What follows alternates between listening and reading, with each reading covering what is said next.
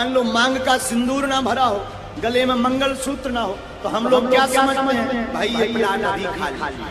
मंगल सूत्र लटक गया हो तो हम लोग दूर से ही देखकर समझ जाते कि रजस्वी हो चुके।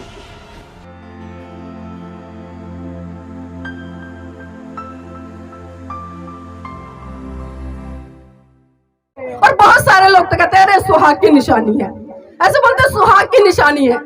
अरे जब मेरी शादी हुई है, मेरे पति की भी शादी हुई है, और एक फर्क देखिए, जब एक लड़की और एक लड़के की शादी होती है कितना बड़ा फर्क होता है। जब शादी होती है आप देखना कि एक लड़की को उसके पैरों में बिछुए डाल दिए जाते हैं, उसके पैरों में पायल डाल दी जाती है, उसके गले में मंगलसूत्र बांध दिया जाता है, हाथों में चूड़ियां पहना दी जाती है, मांग में सिंदूर भर दिया जाता है और माथे पे बिंदिया लगा दी जाती है। लेकिन वहीं दूसरी तरफ आप सर से लेकर पांव तक पुरुष को देखते हैं, उसके शरीर पे एक भी ऐसा आभूषण नहीं दिखाई देता जिससे कि ये लगे वो शादीशुदा है। ऐसा हुआ है आज तक? भाई जब शादी लड़की की हुई है और शादी लड़के की भी हुई है तो दोनों में समानता होनी चाहिए ना।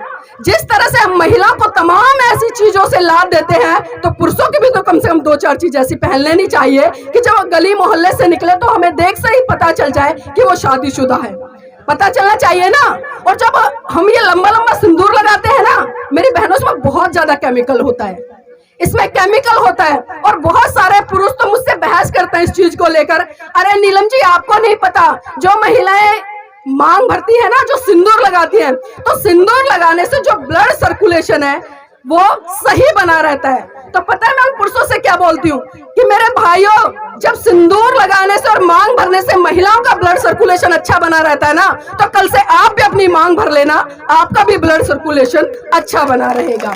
तो वो चुप हो जाते हैं, क्योंकि मेरी बहनों, जब तक हम सवाल नहीं करेंगे ना, तब तक हम तर्क नहीं करेंगे, तब तक कोई फायदा नहीं है। भेड़ चाल चलते रहिएगा कि हमारे बड़े बुजुर्ग करते आ रहे थे, हमारी परदादी ने किया, उसके बाद हमारी दादी ने किया, फिर उसके बाद हमारी सासू माँ ने किया, या आज हम कर रहे हैं। अब ये बताइए कि आज से अगर मैं बात करूं 100 साल पहले की, जो 100 साल पहले जीवन हम लोगों का था, क्या 100 साल के बाद आज वो जीवन है?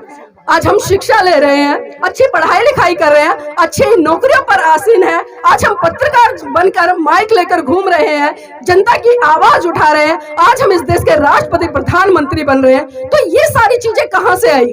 क्या अगर हम 100 साल पहले की बात करें और उसी व्यवस्था में अपने आप को शामिल करें, उसी व्यवस्था में जीना चाहे, तो क्या आज हम देश के राष्ट्रपति प्रधानमंत्री बन सकते हैं? क्या इस देश की, खासकर मेरी समाज की जितनी भी महिलाएं आज मैं देखती हूँ अच्छी अच्छी नौकरियां कर रही हैं, एक चपड़ासी से लेकर एक राष्ट्रपति तक इस देश की महिलाएं हैं। तो ये सारी चीजें कहां से आई?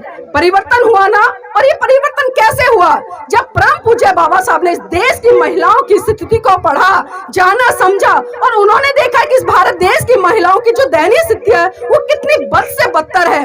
जब एक महिला को जानवर से भी बदतर समझ दिया जाता है, उसको पुरुष की जूती के बराबर समझा जाता है, उसको घर से बाहर निकलने की आजादी नहीं है, उसको शिक्षा लेने की आजादी नहीं है, तो परम पूज्य बाबा साहब ने सबसे पहले संविधान में आपके लिए, मैंने कहा ना कि समानता का अधिकार दिया। चाहे आप महिला हो या पुरुष हो, सबसे पहले आपका समान अधिकार है। और इसी तरह से परम पूज्य बाबा साहब ने संविधान के तहत ही आपको हिंदू कोड बिल के माध्यम से तमाम वो हक अधिकार दिए जो आपके लिए आपकी उन्नति के द्वार खोलते हैं। लेकिन हमने इन चीजों को समझा ही नहीं।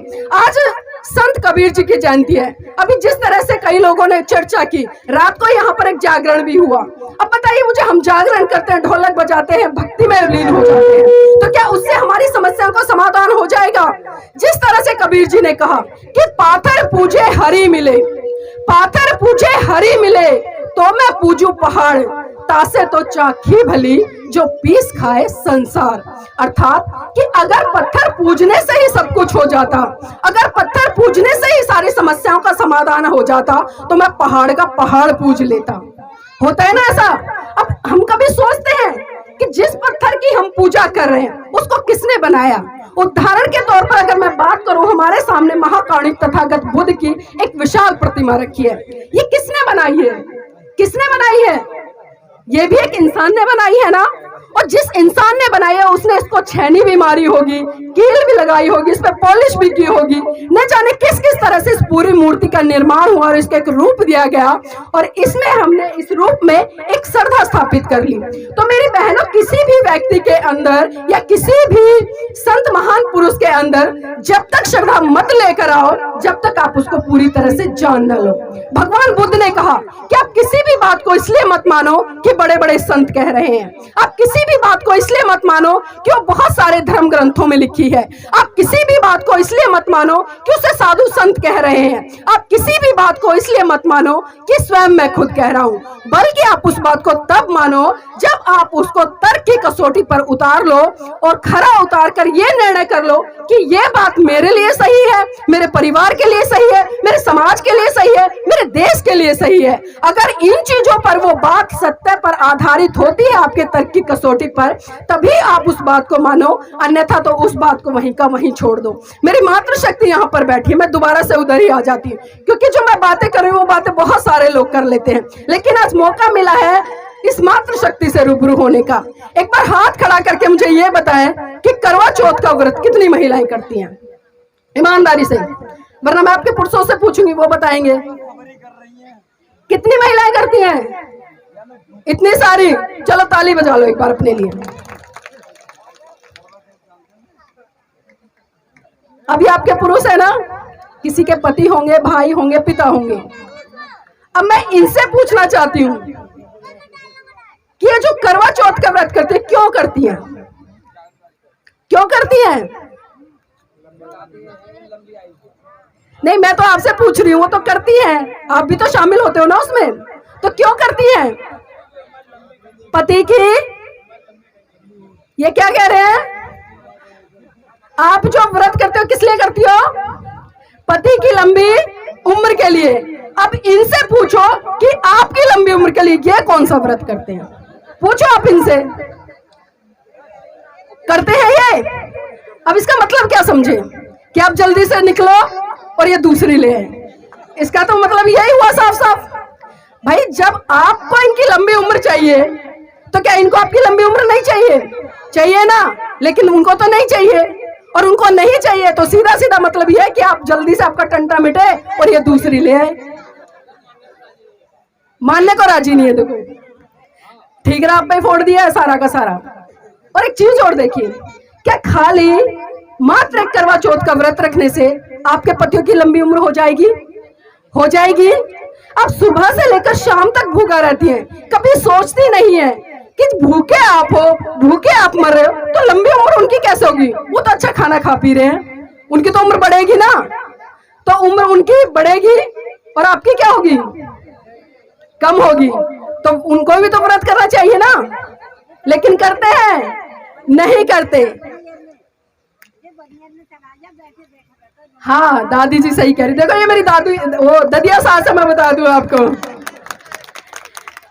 और एक चीज और देखिए, अगर करवा चौथ का व्रत करने से ही आपके घर के पुरुषों की लंबी उम्र हो जाए, तो आप इस भारत देश को उठाकर देख लीजिए। इस देश में मुस्लिम समुदाय की महिलाएं भी रहती हैं, सिख समुदाय की महिलाएं भी रहती हैं, जैन समुदाय की महिलाएं भी रहती हैं, लेकिन हिंदू धर्म को छोड़कर किसी भी धर्म की महिलाएं इस व्रत को नहीं करती। तो क्या उनके पति मर जाते हैं? मर जाते हैं? नहीं मरते ना। और एक चीज और देखिए, आप पूरा दिन भूखा रहती हैं और सर सवर कर शाम को आपके पति भी तैयार हो जाते हैं। शाम को क्या करते हो? क्या करते हैं शाम को? पूजा करते हैं, सज धज के खड़े होते हैं और आप भी सज धज के तैयार हो जाती हैं। तो शाम को जब आप करवा चौथ का व्रत खोलती हैं तो छन्नी में से किसको देखती हैं? किसको देखती हैं? किसको? चंदा मामा को। अब मुझे एक बात बताइए, जब कभी आपका बच्चा रोता है तो आप क्या कहती हैं कि बेटा देख चंदा मामा निकल गया? क्या कहती हैं कि बेटा देख चंदा मामा निकल गया। और जब करवा चौथ जैसी रूढ़िवादी परंपराएं आती हैं, आप उसी चांद को, उसी भाई को पति के रूप में छन्नी में से देखने का काम करती हैं। तो कैसा दोहरा मापदंड, ये कैसा दोहरा मापदंड? एक तरफ तो आप उसको भाई बना रही हैं और दूसरी तरफ ये रूढ़िवादी परंपराएं आती हैं तो आप पति के रूप में उसको छन्नी में से देखने का काम करती हैं। मुझे दुख होता है, क्या इसी दिन दिन के लिए परम पूज्य बाबा साहब ने अपने 4 बच्चों की कुर्बानी दी? क्या इसी दिन के लिए परम पूज्य बाबा साहब ने अपनी जीवन संगिनी की कुर्बानी दी? क्या इसी दिन के लिए परम पूज्य बाबा साहब ने एक ऐसी व्यवस्था से वो लड़े जो व्यवस्था रात दिन आपको गुलाम बनाने का काम करती थी, आपका शोषण करती थी, लेकिन आप लोगों ने परम पूज्य बाबा साहब की बात को भी नहीं माना। 1935 में परम पूज्य बाबा साहब ने एवला की धरती से घोषणा की कि मैं हिंदू धर्म में पैदा हुआ, ये मेरे बस की बात नहीं थी, लेकिन मैं हिंदू धर्म में मरूंगा नहीं। और ठीक 21 साल बाद नागपुर की धरती पर 14 अक्टूबर सन 1956 को परम पूज्य बाबा साहब ने लाखों लोगों के साथ में बौद्ध धर्म की दीक्षा ली। लेकिन हम लोगों ने कितना उस बात को माना, कितना उस बात को समझा? और खासकर यहाँ पर मेरी जो युवा पीढ़ी समझ खड़ी है, मैं उनसे सवाल कर रही हूँ, क्योंकि हम पटके तो पहन लेते हैं, जय भीम का झंडा तो उठा लेते हैं, जय भीम के नारे तो लगा लेते हैं। क्या सही मायने में कभी हमने जय भीम को पढ़ने का काम किया? क्या कभी हमने जय भीम को समझने का काम किया? मेरे साथियों, ये जय भीम कोई नारा नहीं है, बल्कि जय भीम एक क्रांति है, एक आग है, एक ज्वाला है, एक सिद्धांत है और एक आंदोलन है। जिस दिन मेरे समाज की बहन बेटियों ने, मेरे भाइयों ने इसको समझ लिया ना, तो आप इस देश की सत्ता पर भी राज करेंगे। और ये पंचशील के जो ध्वज चारों तरफ लहरा रहे हैं ना, फिर से वो समय आएगा जब पूरे भारत से फिर से गूंजेगा कि ले अंत मन दीप भाव, ले अंत मन दीप भाव, मूल मंत्र बने स्वयं के स्वामी, गूंज उठे हर बस्ती से बुद्धं शरणं गच्छामि, धम्मं शरणं गच्छामि, संघं शरणं गच्छामि।